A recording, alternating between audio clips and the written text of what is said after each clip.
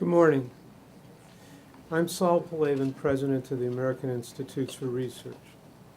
We're here this morning to release an important report by Dr. Gary Phillips, an AIR Chief Scientist and former head of the National Center for Education Statistics. This report gives us, for the first time, a way for parents, teachers, school leaders, and policymakers to know how schools in their state and the nation as a whole are performing when measured on the same grade scale as schools from all over the world.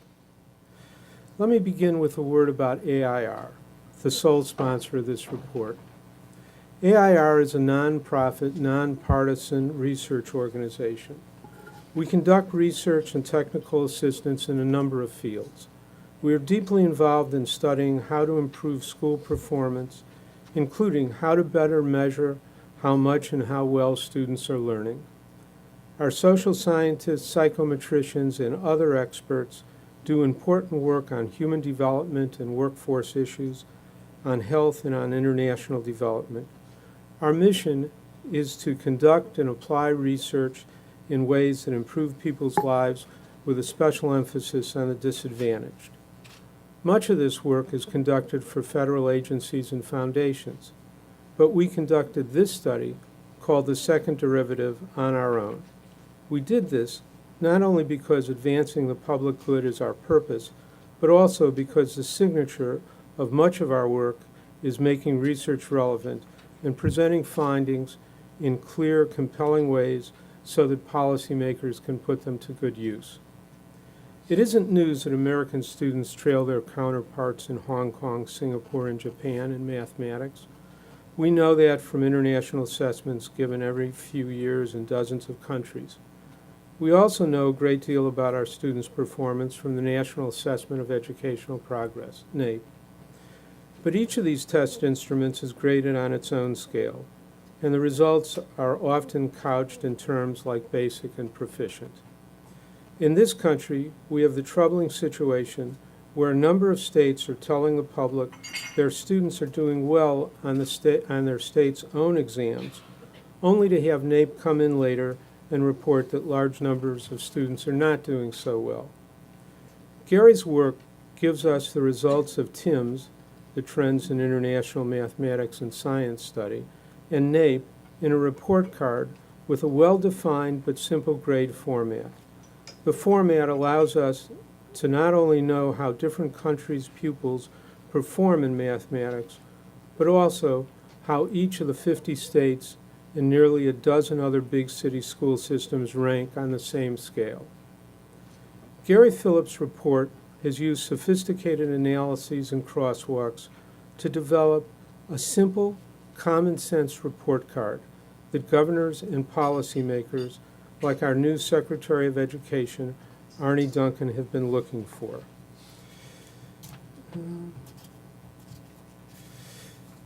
Just this past Sunday, Secretary Duncan announced that the Education Department will earmark $350 million in stimulus funds to help states develop new reading and mathematics tests so all students can be judged on the same measuring yardstick.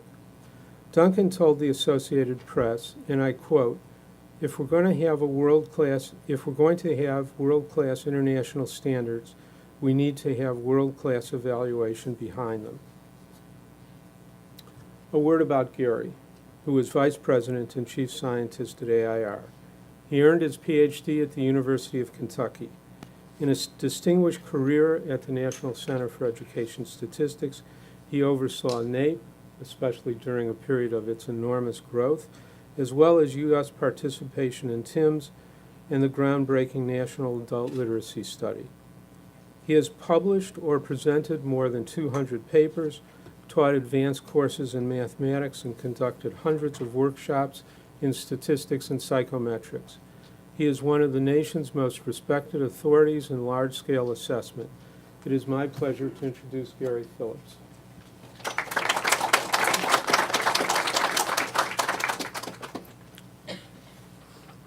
Thank you very much, Saul, for those nice words, and it's good to be here and talk about this report.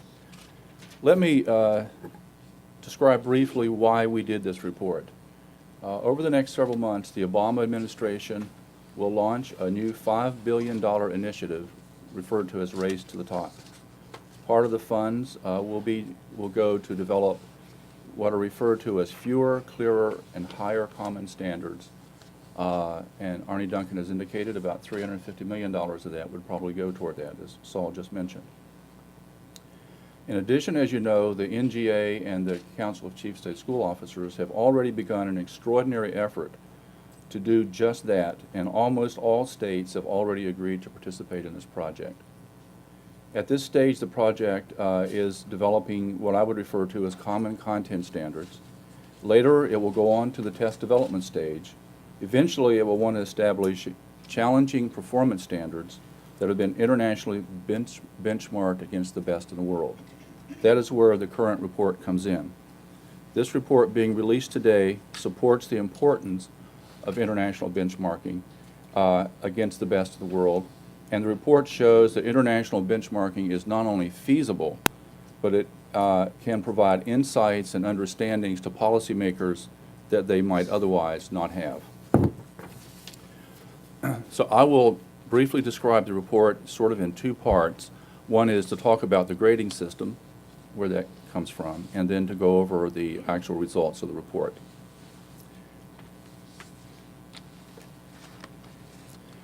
One of the things that we did in this report is we tried to communicate the results with grades. This is an index that policymakers, parents, and everyone understands. Where do we get the grade? We took the performance standards on the trends in mathematics and science study, which are referred to as advanced, high, intermediate, and low, and changed it to a grade. So an A is advanced, a B is high. And what happens is, let's say if a country's average, like Singapore, if the average student in Singapore is above the high level, that's a B. If they're above the intermediate level, that's a C. And because of the statistical linking study we did, we can express NAEP results in the same metrics, so we can do the same thing with states and with districts. So that's where the grading system came from. A grade of B was chosen as the target. In other words, what are we shooting for? If we're going to race to the top, how do we know when we've reached it? What we're saying in this report is when you reach a B, you're at the head of the pack. Why was the B chosen? I didn't just make it up. It turns out that in the linking study that statistically connects NAEP to TIMSS, that the proficient standard on NAEP is dead center equal to a B on TIMSS. And the proficient standard on NAEP has been recommended as the target by the National Assessment Governing Board and the No Child Left Behind. So B is an obvious, a B on TIMSS is an obvious goal. What does that mean? Well, not only do these grades sort of make sense from a statistical point of view, they also make sense from a content point of view. And what you find is that an A is a clearly superior. If the average student in your country or state or district is at the A level, obviously those are clearly superior students. If they're at the B level, they are on track, they're proficient, in this case in mathematics, and they're doing grade level work with challenging subject matter. And again, we're talking about the average student. C is basic arithmetic, elementary arithmetic, computational skills, and things like that. And D is below that. Now, in the report, we also have a below D, which is below a D, and that means that those countries where the average are below a D fall below these descriptions that are even provided in TIMSS. So there really is, it means that when you get down to that level, you're even below having partially mastered elementary mathematics. It's a very low level. All right, let's get to the results. Here you see the charts for the these are TIMSS results with letter grades attached to them. And as you can see, there are a number of countries on the left that are at the B level. They're primarily Asian countries. The U.S. is in the middle, a C, and then a number of countries on the right, and it starts to drop off in the extreme right down to the very low. Yemen, in fact, is below the scale. Also in this chart, you will see that I've calculated an OECD average. Now in TIMS, all OECD countries do not participate, about half of them participate. This is the weighted average of those countries that do participate. And then we compare in these charts all the countries to the OECD average to see which ones are significantly above and which ones are significantly below. The U.S. in the TIMS survey is statistically equivalent to the OECD average. I know that in other surveys like PISA, the U.S. is below the OECD average, and so that would be the same thing here if all OECD countries participated. They just don't. The international average, as you can see, is a C. The international mean is a C. Okay, that is grade 4 mathematics. And then I also in the report display the data in such a way that you can see how far above or below a country is to the international target of a B. And as you can see, again, the Asian countries are at or above, the U.S. is below, and over toward the right, the countries start to drop off dramatically. We can now go to grade 8, and we have a similar display. Again, the same Asian countries are at the B level. These are countries where the average student is a B student in the whole population of a country. I mean, it's actually remarkable to be able to achieve that. And again, for grade 8, we have the display where you can see how many countries or how far above and below a B the country is. Now, because we've done a statistical linking between NAEP and TIMS, and by the way, this linking was done in 2007, which is the latest TIMS result and the latest NAEP result. So this is current data, as current as is possible. So we can now take the NAEP results, express it in terms of the TIMS metric, and apply the same grading system. And that's what we do here. Here are the states lined up, again, with the OECD average in the middle, and you can see whether or not the state is above, below the OECD average. And over here on the right, as you can see, is the international average. It turns out it's a C at grade 4, and this drops to a D at grade 8. The international average, these international averages in the normal TIMS study and even in PISA are not calculated the way I do it. Like in TIMS, they use 500, which is what they call the scale average. When they first developed TIMS back in 1995, it was set, the mean was set at 500, and they compare everyone to that. They don't actually calculate the real international average, which is what I've done. As you can see, the international average is very low, which means outside of the United States, the typical student's not learning very much mathematics. At grade 4, we have the, and what I want to show you here right now, this is grade 4, this is grade 8. Notice what happens in the U.S. You'll notice there's a drop. And so what happens in the U.S. is from grade 4 to grade 8, there is a drop in across the board in how well students are learning mathematics. If I went back to the previous charts and we looked at the high achieving countries, there is no drop. They stay the same. They're almost exactly the same in grade 4 as they are in grade 8. They don't have this drop. In the U.S., we do have this drop. Now, this report doesn't explain the drop. It just indicates that there is a drop. This is like a thermometer that says you have a fever. Now, someone else has to do a good job of trying to figure out why. Then we go to the other displays, grade 4. So here we see that in the 4th grade, there are a number of states that are internationally competitive at grade 4, primarily Massachusetts, which is the highest achieving. And then it starts to drop off all the way down to the District of Columbia, which is at a D+ level. And notice again what you see when you go from grade 4 to grade 8, you can see this drop.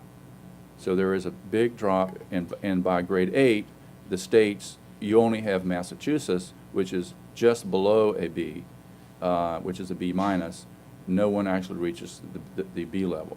Where the B minus comes from is if you are a state, let's say, and you have a mean, there is a margin of error associated with the mean. So you do a 95% confidence interval around that mean, and if the benchmark occurs within that, then it's like a B minus. So if you're just below a B, but you're close enough to be statistically close to it, then you get a B minus. That's where that comes from. And then we have the same thing with the districts. Because a number of school districts participated in NAEP, we can put those results on the same scale and again assign a grade to them. And as you can see in grade 4, no district that currently participates in NAEP reached the B level.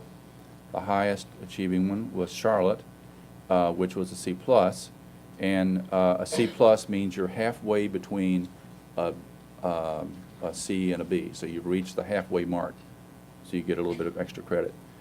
At grade 4, again, you see that same drop. In fact, it turns out to be even more dramatic for the districts, and again, I display them according to the benchmark of a B, which is the target, and you can see that all of the districts are below that. Charlotte at the grade 4 is still, the highest achieving of the districts, but by the time you get to grade 8, they drop substantially. Now, we don't have 12th grade data because NAEP provides it, but TIMS doesn't. If we did, I believe the drop would be even more. But I mean, I have no way of knowing, but my suspicion is that the drop from grade 8 to 12 would probably be even more than the drop from 4 to 8. Those are the general findings, and I wanted you to know that we have also established on the AIR website a web page where each state, which has been activated as of 9 o'clock this morning, each state can go to the website, click on your state, and compare any state to all the countries in TIMS. You can do that for both grade 4 and grade 8. Just go to the website, select your state. The online program does the rest. You can print it out. It's a nice little page, and do whatever you want with it. Thank you very much.